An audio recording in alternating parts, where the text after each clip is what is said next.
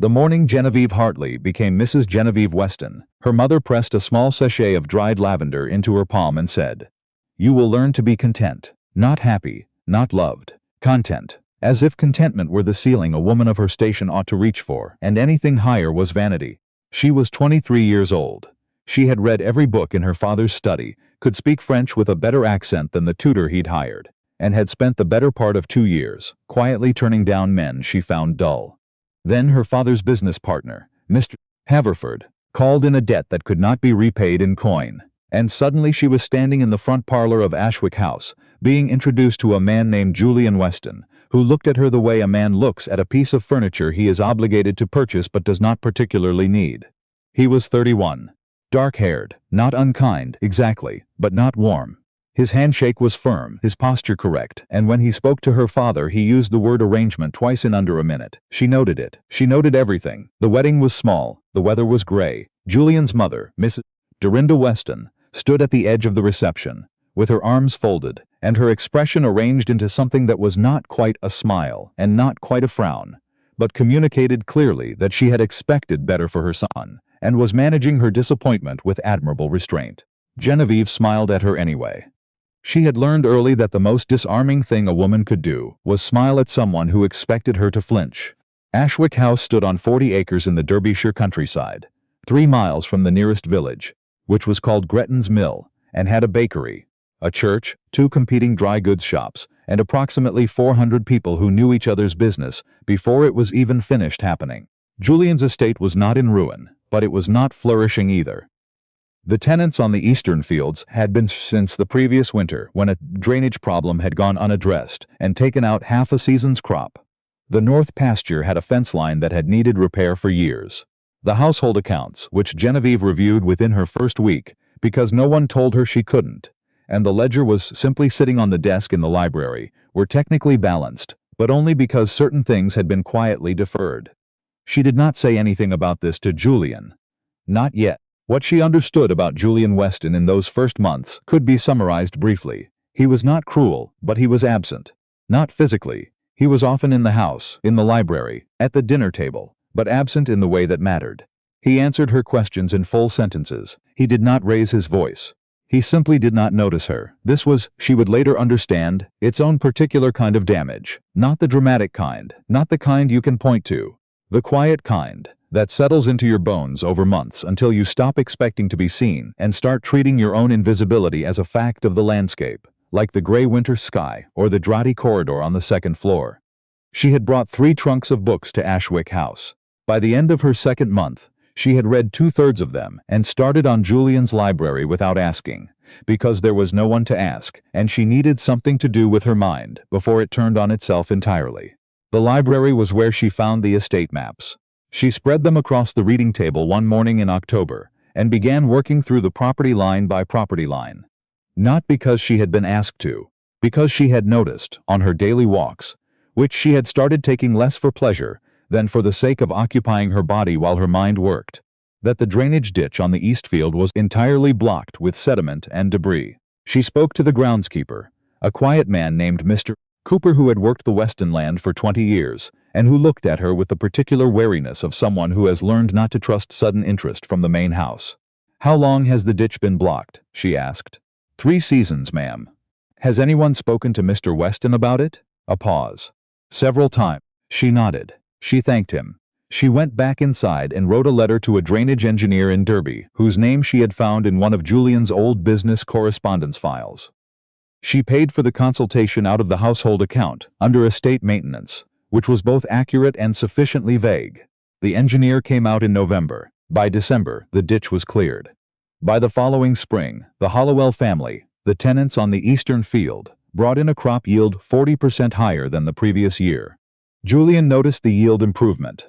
He mentioned it at dinner as if it had arrived on its own. Genevieve said nothing. She served herself more potatoes and thought about the fence line on the north pasture. The thing that no one tells you about being invisible in your own marriage is that it grants you a certain freedom. People speak honestly around furniture. They make plans in front of wallpaper. They say things they would never say if they thought the woman across the room was actually listening. Julian's friends.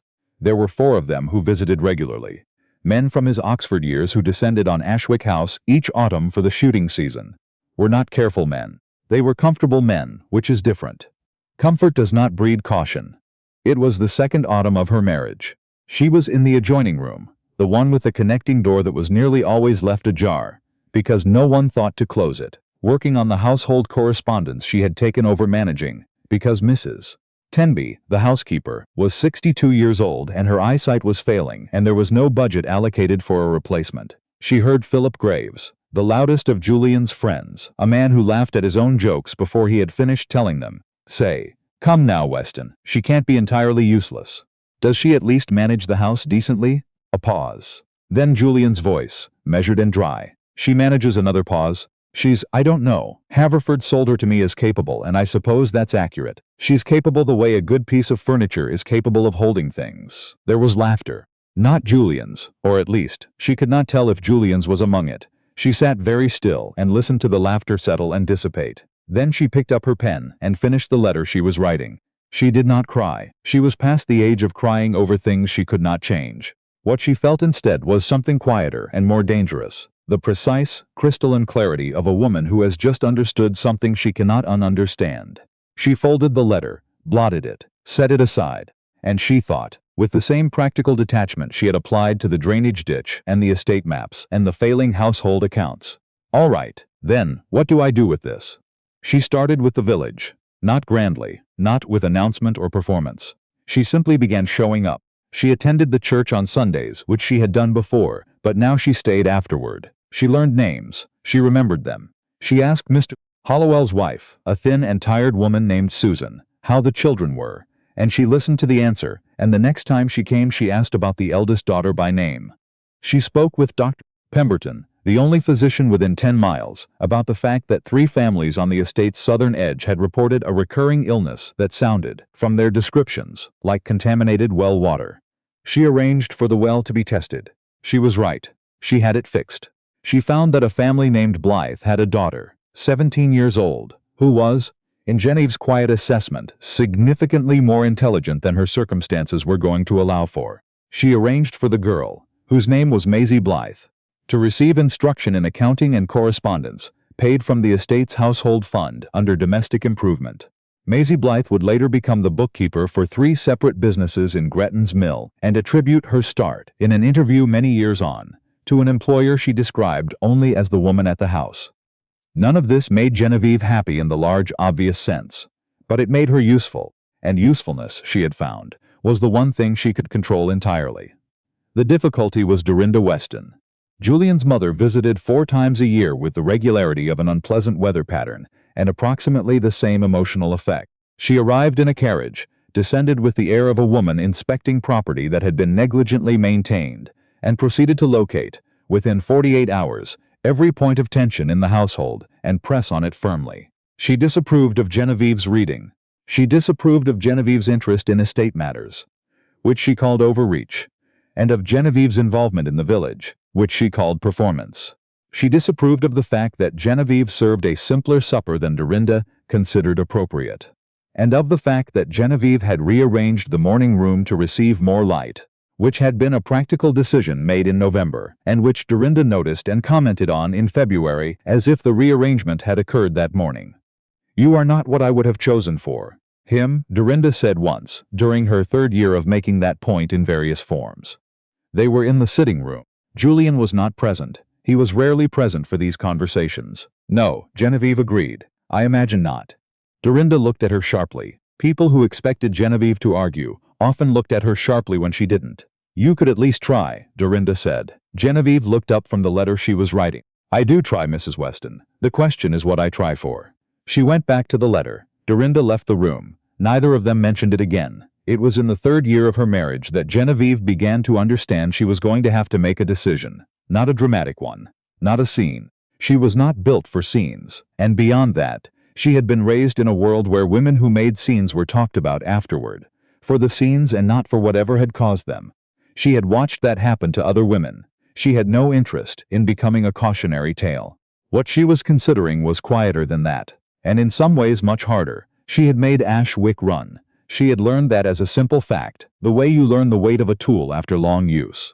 She knew the estate, the accounts, the tenant families, the supplier relationships, the drainage systems, the staffing problems, the roof section over the east wing that needed attention before the next winter. She knew which of Julian's business contacts were trustworthy, and which were not, because she had read enough of his correspondence, managed enough of the practical correspondence herself, and listened at enough dinner conversations to understand the full picture. Julian knew the law. He knew the social landscape. He was not incompetent, and he was not a bad man. He was simply a man who had never been required to see the thing he could not see, and the thing he could not see was her. She wrote to her aunt in Edinburgh that spring. Her mother's younger sister, a woman named Louisa Grantham, who had never married, lived in a house on Marchmont Street, and spent her time translating French legal texts for a publishing house. Genevieve had always admired Louisa with the particular intensity of a child who recognizes in another person something she is not supposed to want for herself. "I am thinking," she wrote carefully, "about what a woman is owed when she has given everything she was asked to give and received in return only the absence of complaint." Louisa wrote back within the week. The letter was long. At the end of it she said, "Come if you need to, the room is yours. But whatever you decide, decide it. Drifting is its own kind of surrender, and you are not a woman who surrenders." Genevieve read that letter 3 times. Then she folded it and put it in the small case she kept locked in the bottom drawer of the wardrobe in her dressing room, along with the letters from her father, and the estate maps she had annotated in the first year, and a small notebook in which she had recorded, in her precise handwriting, the names of every family on the estate and what she had done for them and what they still needed. She locked the case. She sat for a moment. Then she went downstairs to speak to Mr. Cooper about the north pasture fence. The moment Julian Weston began to understand what he had was not a moment at all. It was a series of small collisions that he did not recognize as collisions until they had happened. It was Tom Hollowell, stopping him at the edge of the east field and saying, "Your wife sorted the well problem for the Blythe families. Did she tell you?" And Julian saying, "Yes, of course," when in fact he had not known, and the lie sitting in his mouth like a stone he had swallowed by accident. It was his solicitor, Alderman Price, mentioning that the drainage engineer Julian had used in the east field had come recommended by your wife's inquiry, and Julian saying, "Yes, she mentioned it," and knowing he was lying again and not knowing why he kept doing it. It was riding back from the Graves house one evening in late April, and seeing Genevieve at the edge of the Hollowell field, not walking for pleasure but standing with Mr. Cooper and Mrs. Hollowell, and pointing at something in the distance, and the 3 of them nodding, and Mrs.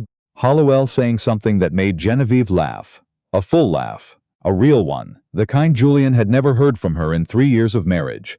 And the sound of it reaching him across the field like something he hadn't known he was missing until it arrived, and he realized he didn't know how to claim it. He did not say anything. He wrote on. He told himself it was a practical observation, nothing more. His wife was useful in the community. That was appropriate. That was what he had been told she would be. He told himself this several more times over the following weeks. He did so with decreasing conviction. There were other moments. He was in the library one evening, looking for the revised tenant map, and he could not find it. He went through every drawer and every shelf and eventually located it in the study, on the desk, where Genevieve had apparently been working with it. Her annotations in the margins, in that careful, precise handwriting, measurements and notes on drainage gradients and proposed fence placements that were, he saw when he read them, correct. More than correct. They were the work of someone who understood the land as well as he did, possibly better, and who had been doing this work quietly for years without his acknowledgement. He sat down. He read every note. It took a long time. He did not go to dinner that night. He sent word that he had a headache. He sat in the study with his wife's annotated maps until past midnight, and he thought about furniture, about the word he had used, about the laughter that followed it, about whether Genevieve had been in the next room, which he could not determine, and which he had never thought to consider before, and which now seemed like the most important question he had ever failed to ask. She left on a Thursday in May, not with drama. There was no confrontation, no ultimatum, no scene in the drawing room, with voices raised and things said that could not be unsaid. She was not that kind of woman, and she had decided, after long consideration, that she did not want to be remembered as the woman who had made a scene. She wanted to be remembered, if she was remembered at all, as the woman who had simply walked out the door when she was ready, and had not looked back. She told Mrs. Tenby the day before. She gave the housekeeper a detailed set of notes about the household accounts, the ongoing estate matters, the Blythe girls' instruction schedule, the timing of the roof inspection. She told Mrs. Tenby that she was going to stay with her aunt in Edinburgh for an indefinite period, and that she trusted Mrs. Tenby to manage things in her absence. Mrs. Tenby said, "Will you be coming back, ma'am?" And Genevieve said, "I don't know yet," which was the most honest thing she could offer. She left a letter for Julian on the desk in the library, next to his annotated tenant maps. She did not write accusations. She did not catalogue her grievances. She wrote 4 sentences. "I have done what I was asked to do, and more than I was asked to do. I am going to stay with my aunt for a while. The estate is in order. I would like, when you are ready, to speak honestly about whether this marriage is something we are both willing to tend." She did not sign it with your wife. She signed it with her name, Genevieve. She had the carriage brought around at 7 in the morning. She carried 1 trunk. She did not look back at the house as she drove away. Not because she was unmoved, but because she had learned, somewhere in 3 years of quiet and invisibility and productive work, that certain feelings were best felt facing forward. Julian found the letter at 9:30. He read it 3 times. Then he sat down very slowly in the chair at the desk, the one where she had apparently spent a significant portion of the last 3 years doing work that kept his estate solvent and his tenants fed, and he understood, in a way that he had not understood anything in a long time, that he was a man who had failed to see something he could not afford to have missed. He did not go after her immediately. He recognized, with the part of himself that was still capable of intellectual honesty when the situation demanded it, that arriving at Louisa Grantham's house in Edinburgh, in a state of impulse, would accomplish nothing, except demonstrating that he had learned nothing. He had treated Genevieve as something to be managed. Showing up unannounced to reclaim her would be treating her the same way with different packaging. So he stayed. He went through the accounts. He walked the estate. He spoke to Mr. Cooper, who answered his questions with a polite brevity that communicated, without saying anything directly, that the man's loyalties had been rearranged. He spoke to Mrs. Hollowell, who was considerably less polite, and who said, plainly, that his wife had sorted 3 years' worth of problems that had been left to fester, and that she, Mrs. Hollowell, hoped he knew what he had. "I'm beginning to," he said. He wrote to Genevieve in Edinburgh. He wrote a first draft that was too formal, a second that was too effusive, and a third that he burned in the fireplace, because it was merely self-pitying. The fourth he kept. It said, "I have been reading your notes on the estate maps. I have spoken to Mr. Cooper and the Hollowells and Dr. Pemberton. I do not have the language yet for what I want to say, but I am trying to find it, and I would rather you know I am trying than wonder whether I noticed at all. I noticed. I should have noticed 3 years ago." He signed it with his name, Julian, not your husband.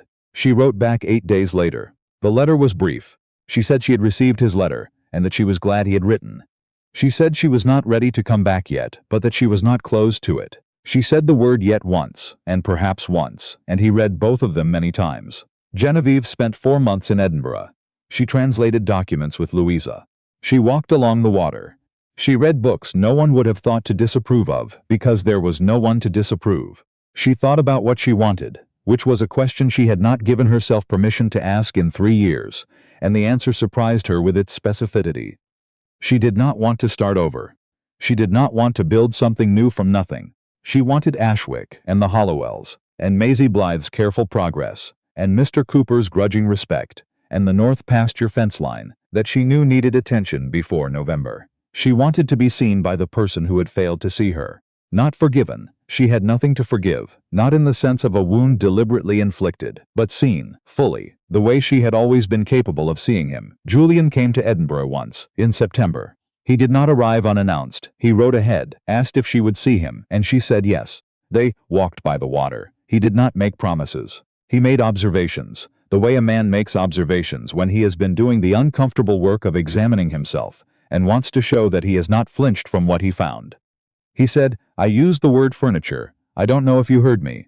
She said, "I heard you." He said, "I have thought about that conversation every day since I found the letter. I don't expect you to believe that." She looked at him. He was not performing. She had seen Julian Weston perform, at dinners, with the solicitor, with Philip Graves and his set. This was not that. "I believe it," she said. They walked a little further. "I'm not ready," she said. "I know," he said. "But I'm considering it," she said. He said, "That's enough. That's more than enough." She came back to Ashwick in October, because October was the right time for the things that needed doing before winter. Not because he had convinced her. Not because she had forgiven some catalogued list of offenses. But because she had asked herself, alone in the room on Marchmont Street, whether the life she wanted was possible to build with this man, and the answer had been yes, and she had decided that a possible thing was worth returning for. Mrs. Tenby met her at the door with an expression that could only be described as satisfied vindication. Mr. Cooper, crossing the yard as the carriage arrived, removed his hat in a gesture that was not quite a bow but was more than a nod. She recognized it as respect, and received it quietly. Julian was in the library. He stood when she came in. He did not say anything for a moment, and she did not say anything either, because she had stopped believing that the most important things needed to be said immediately. "The north pasture fence," she said eventually. "Cooper has the materials," he said. "He was waiting to know you were back before he started." She looked at him. He said the plans were yours." She said they are. He said, "Then they should be done under your direction." It was not an apology. Apologies, she had found, were often the thing people offered when they wanted to be done with a conversation. What Julian was offering was different. It was small and specific and practical, and it was exactly in the register she recognized as real. "All right," she said. There was an evening, months later, when the estate held its winter gathering. The annual occasion when the tenant families and the household staff and several people from the village came to Ashwick House for a supper that had been Genevieve's doing since her first year, though it had not been recognized as such. Julian stood at the edge of the room that evening, watching her move through it. She was talking to the Hollowells. She was laughing at something Susan Hollowell had said. She moved to the corner where old Mr. Cooper was standing with a glass he hadn't touched, and said something to him that made the old man's face do something it rarely did. Philip Graves was there. He had been watching too, and he leaned toward Julian with the particular confidentiality of a man about to make a joke. Julian said, before Graves could speak, "She built this, all of it. The drainage, the yield improvement, the Blythe girls' training, the well on the south end, this gathering. She has been building this estate since she arrived, and I failed to see it for 3 years. And I intend to spend considerably longer than that making sure she knows that I see it now." Graves was quiet for a moment. Then he said, well, in the tone of a man who has run out of road. Julian walked across the room. Genevieve was still talking to Susan Hollowell, and she glanced over at his approach, and her expression did something small and careful. Not a full smile, not yet, but the beginning of one, which was more than he had earned and more than he had expected, and which he received, simply, as the thing it was. He stood beside her. She turned back to Mrs. Hollowell and continued what she had been saying. He listened. He did not interrupt. He stood where she could see him, and where she would know, without his saying it, that he was not going anywhere. That was the night Genevieve Weston understood, with the same clear-eyed practicality she had applied to drainage ditches and estate accounts, and the slow, patient business of making a place worth living in. That love was not the thing that arrived at the beginning. It was the thing you built, quietly, without announcement, until one day it was simply there, the way a well-made fence is there, solid and necessary and worth every hour of the work.